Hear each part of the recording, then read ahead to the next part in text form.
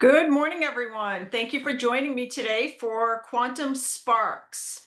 Today, we're going to talk about fear, the shadow side of manifestation, and how fear silently creates our lives. So, every single one of us is a master manifester. The only question is, what are we manifesting? We often think manifestation means vision boards, affirmations, and goals. But the truth is far deeper and far more radical. You're manifesting every second of every day, whether you realize it or not. You're manifesting through your energy, through your attention, through the vibration you hold in your body when nobody's watching. And that's where fear comes in. Fear is the shadow side of manifestation. It's the same energy, it's just pointed at the opposite direction. Where faith expands, fear contracts. Where trust opens doors, fear quietly closes them. And the sneaky part, you never see what fear prevented. You only see the version of life that's left behind. Most people think fear protects them, but really it edits their story. It deletes scenes that were meant to be lived, conversations that were meant to unfold, and opportunities that were waiting to meet them on the other side of trust. So today, we're not here to overcome fear. We're here to decode it, to see how it hides behind logic, responsibility, and control, to learn how it uses the same energetic laws as manifestation, just in reverse, and to reclaim the creative power that's been quietly trapped in our caution. Because the truth is this: fear is not the enemy of creation, it's the doorway to it. Everything extraordinary, every bold decision, every new business, every act of love, it began on the other side of fear. And once you understand how to flip fear's frequency, you'll never see it as an obstacle again. You'll see it as a compass pointing straight towards everything great that is waiting for you. So with that, let's get started with today's Quantum Sparks. What is fear? The science, the psychology, and the energy. As always, knowledge is only potential. To turn that potential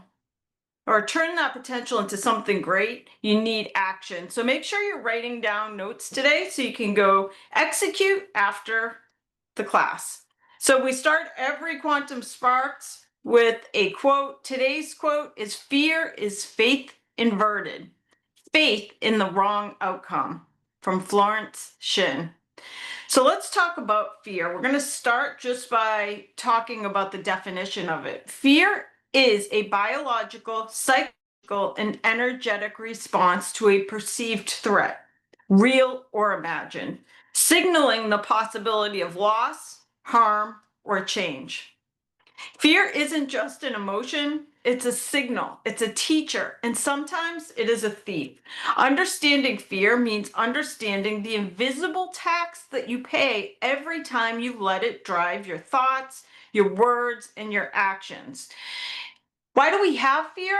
Well, it's designed for survival. It's the body's oldest survival system, designed to protect, but when it's left unchecked, it limits our growth, our creativity, and our freedom. So first, we have the psychological side of fear. Psychologically, fear is one of the 6 primary human emotions, and it's triggered by the amygdala. It activates fight, flight, freeze, and its purpose is to protect.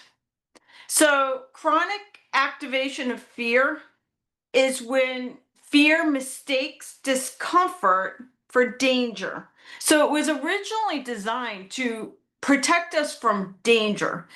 But over time, as we're no longer having to fight for survival in the forests, over time it's become a mechanism that is used for things that just are uncomfortable. Fear is also an energy, and it's a low, low, low vibration. It contracts your field and it disconnects intuition and creativity. When you feel fear, that's a signal of energetic imbalance. And it keeps you trapped in contraction when it is just ignored, when you don't examine why you're feeling the fear. And then the third part of fear is the spiritual side of it.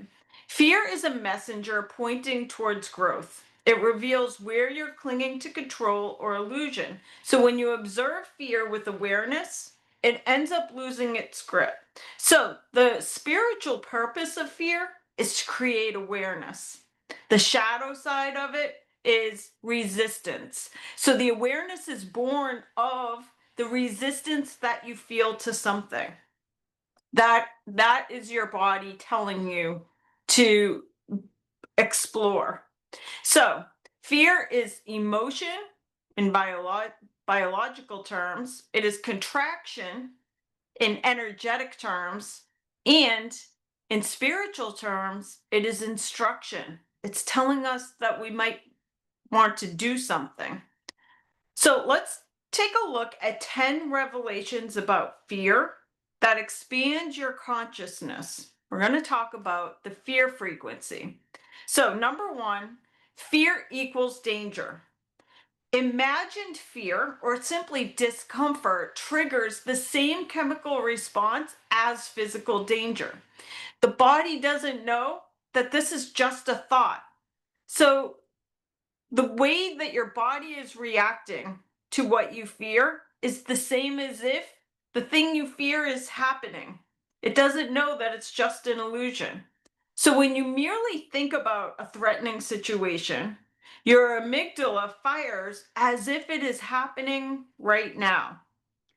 Number two, fear only exists in the past and the future. It is an illusion, a product of thought. It is not a product of presence. So, past based fear says this happened before, so it might happen again. It's trauma, it's regret, it's remembered pain replayed through your nervous system. And then future based fear says, what if this happens later? It's anticipation of a loss, a failure, uncertainty projected into something that doesn't yet exist. So it only lives in the past or in the future. In both cases, the mind leaves the right now to inhabit a mental image of danger. So the body might be here present, but fear lives elsewhere in an imagined time. So fear can attract the very experiences you're trying to avoid because of the energetic mechanics of resonance. We're going to cover this a little bit more later, but this all comes down to the law of attraction, that what you focus on, where your mind lives, is what you attract. So if your mind is living in fear, that is what you will attract, because that is what is going to align with the thoughts that you are having.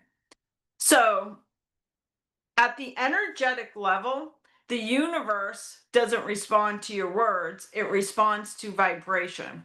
So I think we skipped one. I don't know where my number 3 energy went. But your mind, at a level of energy, the universe doesn't respond to words, it responds to vibration. That's how manifestation works, is that you attract things into your life that align with your vibration. So whatever frequency you hold most consistently becomes the field that you broadcast. That field doesn't distinguish between want and don't want. It simply amplifies the emotional energy that you are feeling at that moment. And then the brain also reinforces what you fear through selective focus, through what is called a reticular activating system. This just means that when your vibration is working in your body, that you're going to start noticing things. So if you fear something, for example, and by the way, this isn't just fear. For example, if you've ever noticed that you just bought a brand new red car of a certain make and model, and then you start seeing the same red make and model of vehicle everywhere, that's your reticular activating system. It is your brain seeking to reinforce something that it already knows. Well, it happens with fear as well. That with the reticular activating system, for example, you're afraid of flying, you'll start seeing plane crashes everywhere when you look on the news or online, even though statistically that is so extremely rare to happen, but you're going to see it because your reticular activating system is working. So what dissolves fear is the right now, because in the moment of presence there is no threat. Number 3, there are 10 core fears. So these are the main fears that everybody has. So when you feel a fear, it's probably one of these 10. It's fear of death, fear of loss, so losing security, financial, love, health, stability. It is 3, fear of the unknown, uncertainty. It is fear of rejection, not belonging.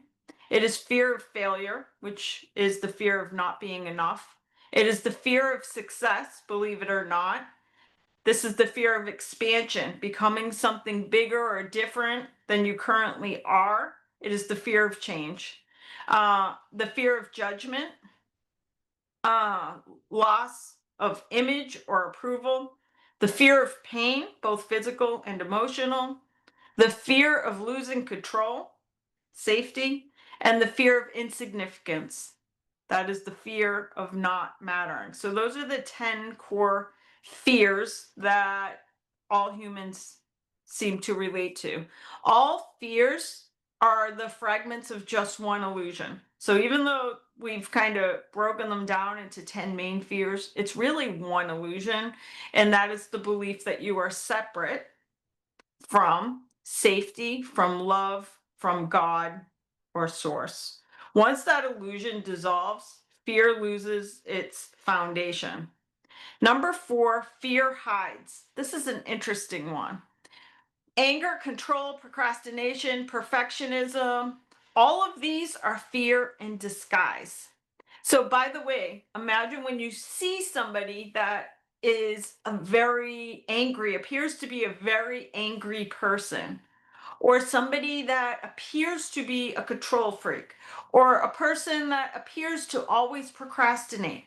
All of these are people with fear. They're not managing their fear. So all of these are ego's way of protecting itself without admitting, without having to go out and say, I'm scared. But the people that are the most angry, those are the people that are most scared. The people that have to have the most control, they are the most scared. The people who procrastinate doing the things that they should be doing, they are the most scared. And also the people who have to get it so perfect, they can't execute until it's absolutely perfect, they are the most scared. So fear hides under all these different manifestations. Number 5, fear is low vibration. We already talked about this a little bit a minute ago, but on an energetic level, everything is vibration. High frequency states like love, joy, and trust are expansive. They're wide, they're coherent, they're flowing. But fear is dense, it is incoherent, it is slow moving.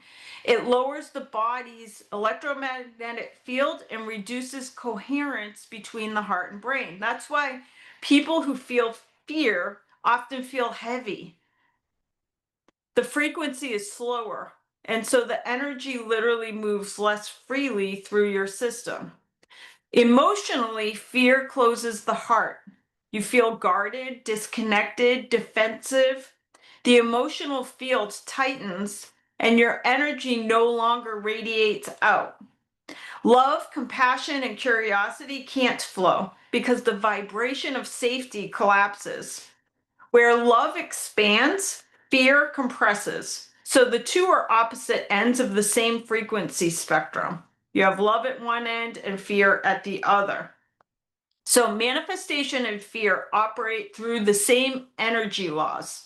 So when you are in any state of fear, you are manifesting just as the same as when you are trying to actually manifest something that you want in life. When you are in a state of fear, you are manifesting more of what you are afraid of. So whatever you give consistent thought and emotion to becomes the vibration you emit, and vibration shapes your experience in life. Manifestation focuses energy on possibility, expansion, and trust, whereas fear focuses energy on avoidance, limitation, loss. Both broadcast a signal to the universe and to your own subconscious mind. So one attracts expansion, the other contracts potential. Fear is manifestation in reverse. It is creation through contraction. Number 6, words. Words invoke fear.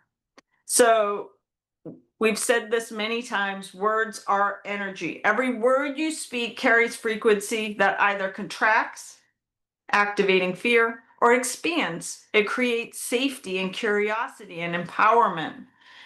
Fear words contract energy. They make people feel threatened or shamed, or they feel scarcity or finality. Neutral or empowered words expand energy. They create possibility, continuity, and agency. Number 7, the economics of decisions. Under fear, the brain values certainty over opportunity. So when people are in a state of fear, they will take smaller guaranteed gains rather than larger uncertain ones, meaning fear quietly rewrites your definition of success. Number 8, fear is learned. Humans are born with only 2 natural fears, falling and loud noises. Every other fear that we have as humans is taught to us. It is conditioned in us or it is inherited by us. The good thing about that is that just as fear is learned, it can also be unlearned. Neuroplasticity allows fear circuits to rewire through exposure, like actually going out and doing the thing that you're afraid of, or through reframing and mindfulness. Courage is something that is trainable.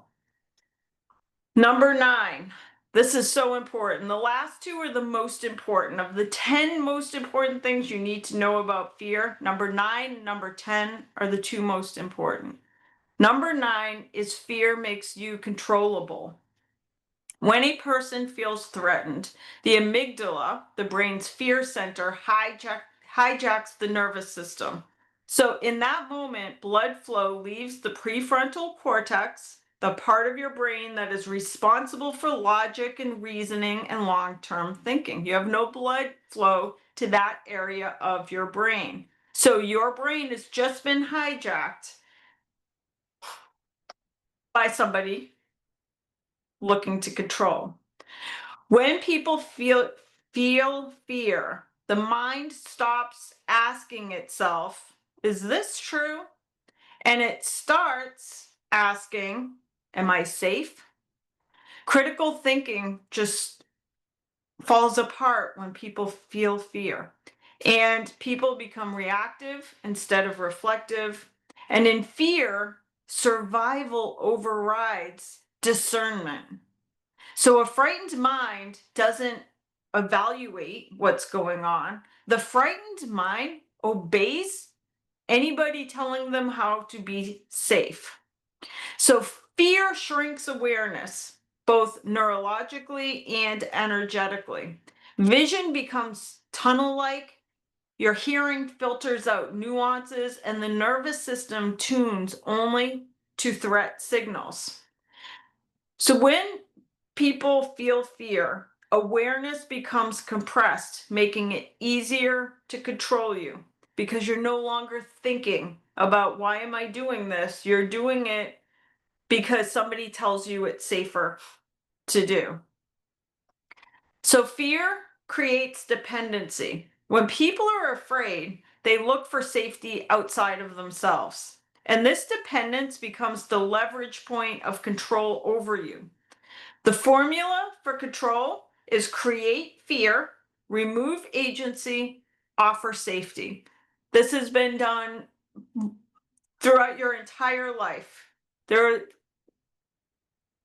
pieces of your life that are controlled that you don't even realize. And it was created through fear. And through fear, you let go of control. You removed some of your agency. You said it's okay for somebody else to make the decision for me because that felt safer. Fear suppresses expression. So a fearful person self-censors themselves. The fear of not belonging, the fear of being judged by other people or being punished, silences authentic expression. So over time, that silence becomes compliance. Most control doesn't require force. So when you look at countries, for example, that their people are controlled, it is typically not force that's controlling them. It is fear that is controlling them. People conform not because they necessarily agree. People conform because they're afraid to be the person that doesn't. They're afraid to be isolated. So fear conditions behavior, human behavior. Fear is one of the most powerful tools for behavioral conditioning. The brain quickly learns which actions reduce fear and repeats them, even if those actions are against their own best interest.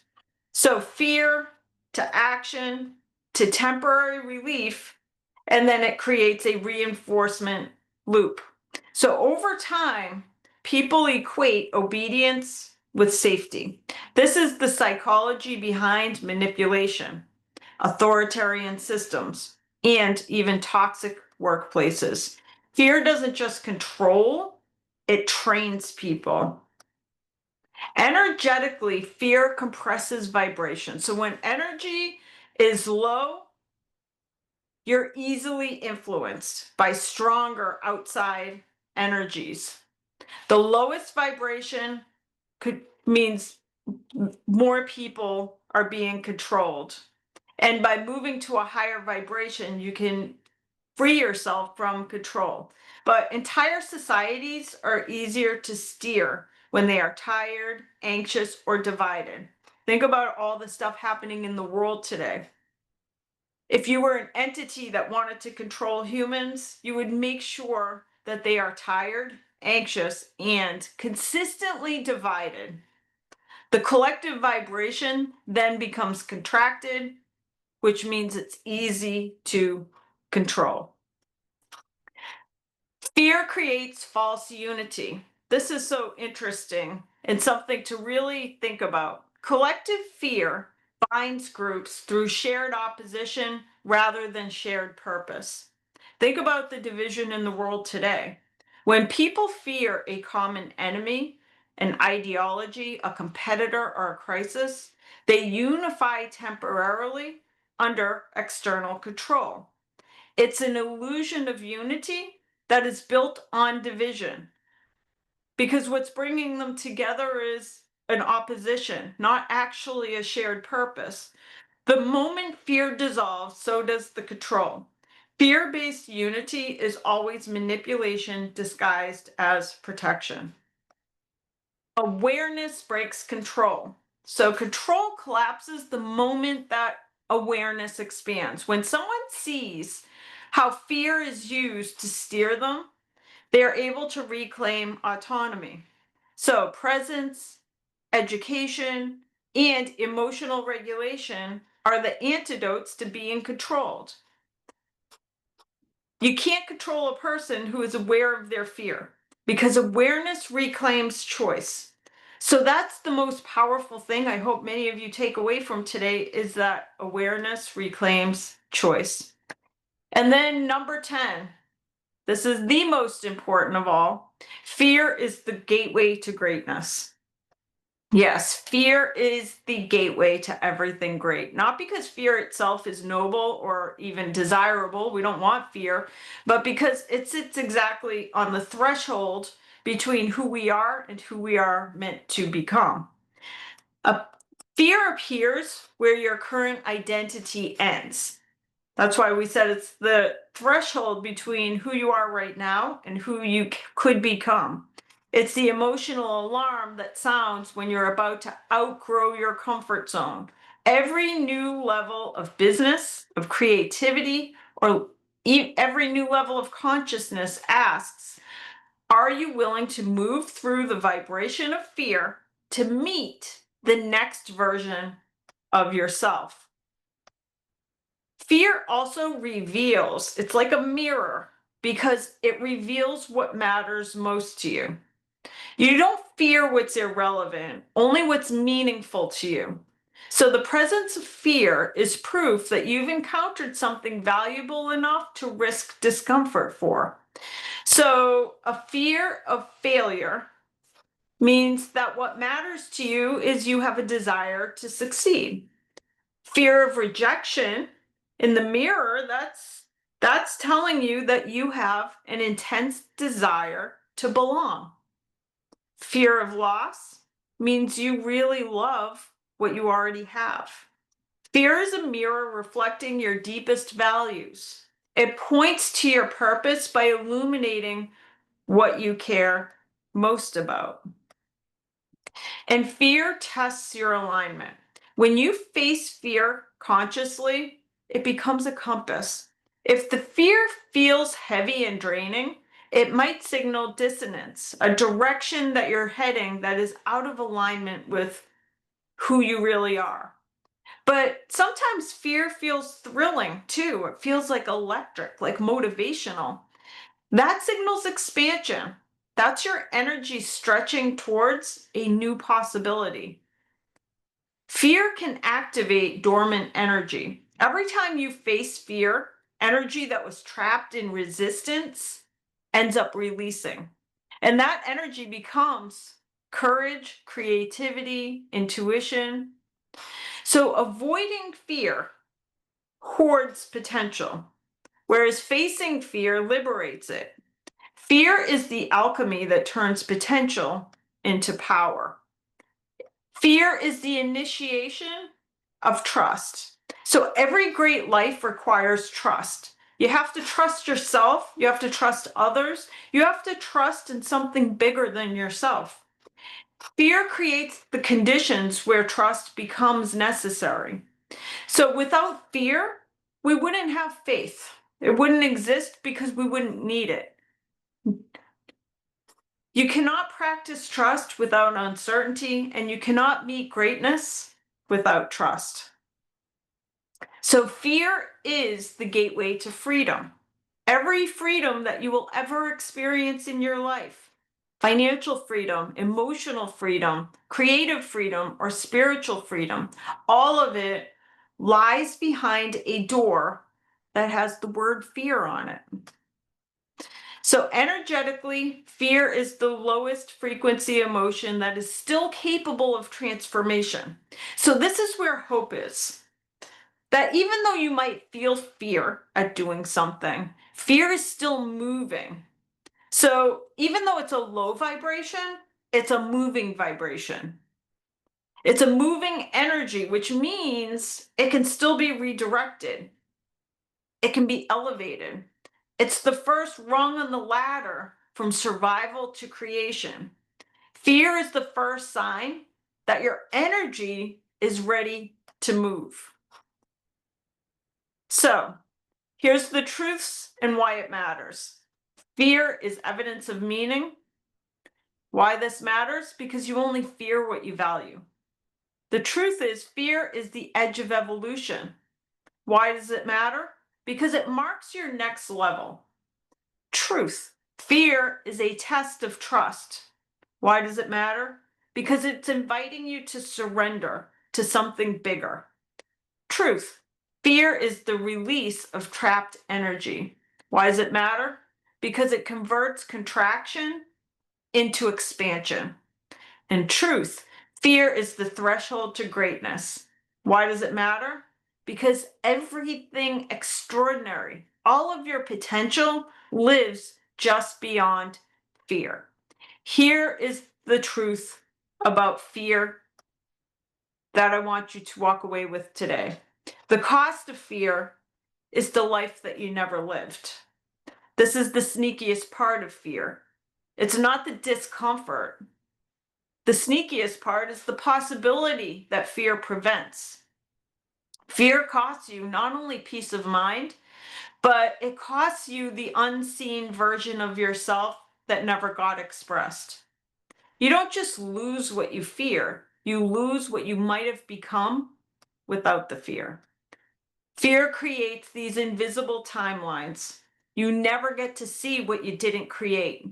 So when you choose fear over trust, you close a potential timeline, one that might have held to the opportunity, the connection, or the miracle that you were meant to experience. You can't see that loss. It exists as an unmanifested reality. So fear quietly edits the script of your life, and you never know what scenes were cut. That's why fear feels so deceptive. It doesn't punish you visibly, it limits you invisibly. And our final quote for today is everything you've ever wanted is sitting on the other side of fear. Thank you, everyone, for today's Quantum Sparks. You can download all of our previous versions of Quantum Sparks at laerrealty.com/Quantum Sparks. And by the way, if there's ever anything you would love for us to cover in an upcoming Quantum Sparks, go to laerrealty.com/ask anything. Thanks, everyone. Have a great week.